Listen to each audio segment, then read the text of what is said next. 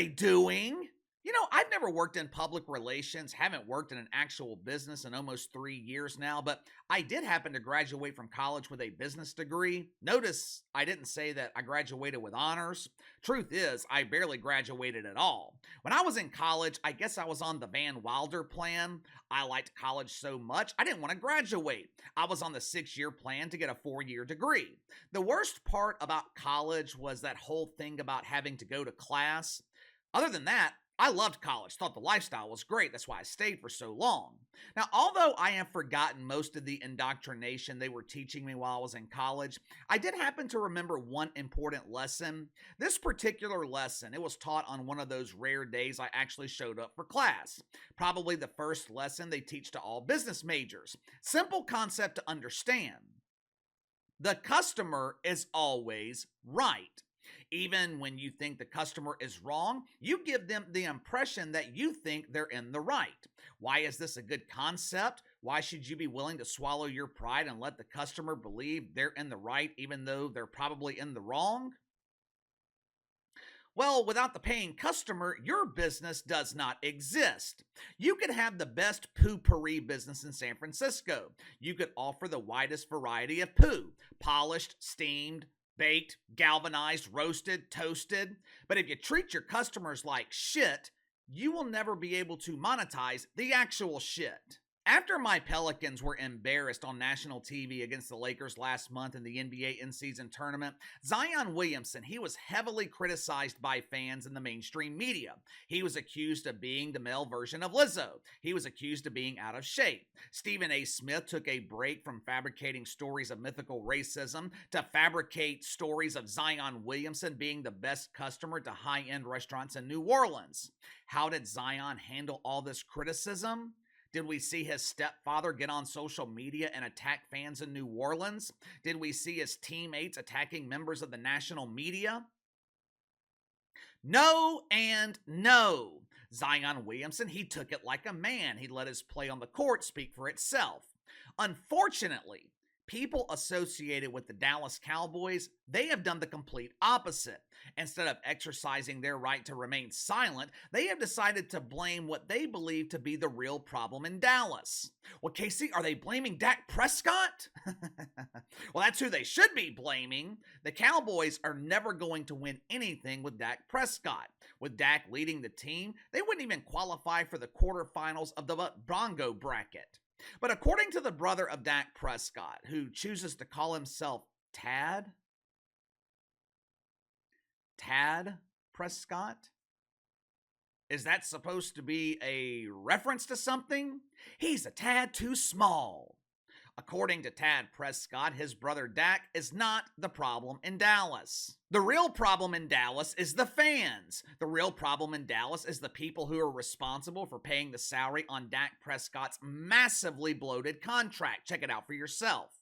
As you can see, this message was poorly written and constructed, so I'll translate what Tad Prescott is trying to say here. Cowboys fans, I am taking this criticism of my brother and I'm making it all about myself. Please pay attention to me. Have sympathy for me. For God's sake, my fucking name is Tad. What the hell's this guy doing? First of all, he claims that he wants his brother to leave Dallas. He's not the only one who wants this dream to become a reality. I would imagine that most fans of the Dallas Cowboys, they want Dak to leave Dallas too. Who knows? Maybe even Mike McCarthy and Jerry Jones want Dak to leave Dallas. Problem is, they're stuck with him. Tad Prescott is complaining about these supposed DMs that he is receiving from Cowboys fans. I thought this was kind of strange because his DMs are turned off. Well, KC, maybe he turned them off after receiving hateful, traumatic messages from angry men infected with toxic masculinity. Yeah, sure, that could be the case, but I'm still questioning how many potential messages that he received. Tad Prescott has 3,300 followers on Twitter. Vast majority of people, they don't even know that he exists, much less that he's Dak Prescott's brother. If he's actually receiving DMs from hateful Cowboys fans, what the hell is the purpose of whining about it on social media? Seriously, what did this accomplish? This is something I would expect from someone like Mina Kimes. Remember a couple of years ago when Mina Kimes shared a nasty DM that she received on Twitter? Look at me, I'm a victim of mythical misogyny and toxic masculinity. Yeah, no one gives a fuck. That being said, I'd much rather look at Mina Kimes than Tad Prescott. This dude, though, he is exhibiting classic attention seeking behavior. When this first attempt didn't garner the attention and sympathy that he so desperately needed, Tiny Tad decided to double down. Check it out for yourself. Those who follow me already know I have never spoken badly about the franchise. I just hate these fans, damn it. These people are toxic.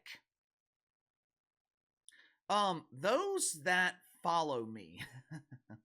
Yeah, there aren't very many of those, Tad, since you've only got 3,300 followers.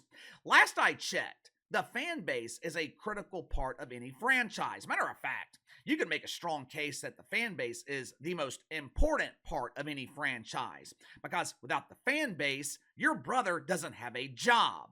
Where have we seen this movie before?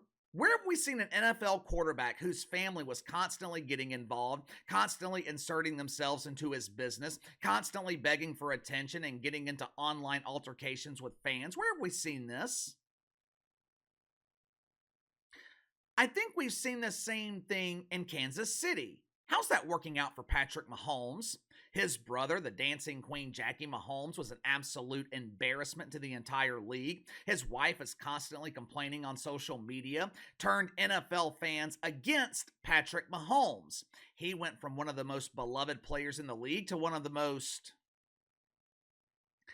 I don't want to say one of the most hated. I don't think Patrick Mahomes has developed go-away heat yet, but he is damn sure not as liked and admired as he was before his brother started acting like his sister. Now, just to be clear, Tad Prescott is nowhere near as bad as the Dancing Queen, but he is not doing his brother any favors. All he did by lashing out on social media this morning was add fuel to the ass fire. And of course, he made this all about Tad Prescott instead of Dak Prescott. But Tiny Tad, he was not the only one lashing out on social media. And by the way, credit to Dak Prescott for how he has handled everything since being embarrassed by Jordan Love. Even though I think Dak Prescott is one of the main reasons the Cowboys continue ending their seasons in huge embarrassing failure, Dak Prescott is a true professional. This dude takes the heat like a man. He accepted responsibility last week when the media was trying to blame Mike McCarthy for the loss. Even though I wouldn't want Dak Prescott as the quarterback for my Saints, I mean, we've already got our own Dak Prescott. His name is Derek Carr. Even though I wouldn't want him as the quarterback in New Orleans, I do have a lot of respect for Dak Prescott and the way he handles himself. Right now, can't say the same thing about one of his teammates, Micah Parsons. After the Cowboys lost last week, Skip Bayless, he had an emotional meltdown. Now, I am not criticizing Skip Bayless for having an emotional meltdown. I can actually sympathize with him. I had one last night when my Pelicans got their ass kicked by the Suns. That little fucker Devin Booker, I hate when the Pels play him. I was screaming at my TV. I took my Pels gear off and threw it across the living room. I was acting like a damn fool. So I can actually sympathize with Skip Bayless acting like a dumbass after his team loses. The difference, though, between me and Skip Bayless, I don't broadcast my stupidity on social media. I don't want you guys seeing me throwing a tantrum because my team loses. I want you guys to see me as the true professional that I am. Skip Bayless, though, he wanted some attention last Sunday night, so he posted this video on social media. Watch it for yourself. It's obvious what this is, right? A 70-something-year-old man acting like a 7-year-old boy on social media. This is an obvious ploy for attention. So, why would Micah Parsons give Skip Bayless the attention he desires? What makes things worse, Micah Parsons waited 5 days to respond to Skip Bayless. Check it out for yourself. Look, I am all for athletes speaking their minds. I don't care if Micah Parsons responds to Skip Bayless. And I don't understand why he would, but I don't care. My thing is, you got to look at the risk reward here. Who comes out ahead? Who has the most to gain if Micah Parsons responds? Skip Bayless or Micah Parsons? You are giving Skip Bayless exactly what he wants: attention from another dude. This is a disaster in Dallas, and things are only going to get worse. Cowboys are screwed because they are stuck with Dak Prescott for the foreseeable future. I did some research on his contract. I wanted a better understanding because Jerry Jones is likely going to extend Dak Prescott's contract. I wanted to know why. Why in the hell would you be willing to pay more for the same results? Failure. As it turns out, Jerry Jones doesn't have much of a choice. It's like that old saying, when it comes to divorce, it's cheaper to keep her. Because of the multiple franchise tags and the amount of dead money on the salary cap, it is cheaper for Jerry Jones to extend Dak Prescott, meaning the Cowboys are stuck with him long term. I know hindsight is 2020, but they should have let Dak Prescott walk in free agency 2 years ago. You had your chance to walk away. Now you're stuck in repeated failure. But give me your thoughts on this. Tad Prescott comes to the defense of his brother. Supposedly that's what this was about. But all Tad Prescott really did was put all the attention on himself, add fuel to the ass fire, and humiliate his brother in the process. Should family members of athletes be doing stuff like this? I don't think it ever turns out well, but you let me know. Sound off in the comments below. Like, subscribe, share the video. I appreciate each one of you guys and your continued support. Best way to contact me is by email at btlkc84@gmail.com, KC_BTL84 on Twitter. I'll see you guys tomorrow.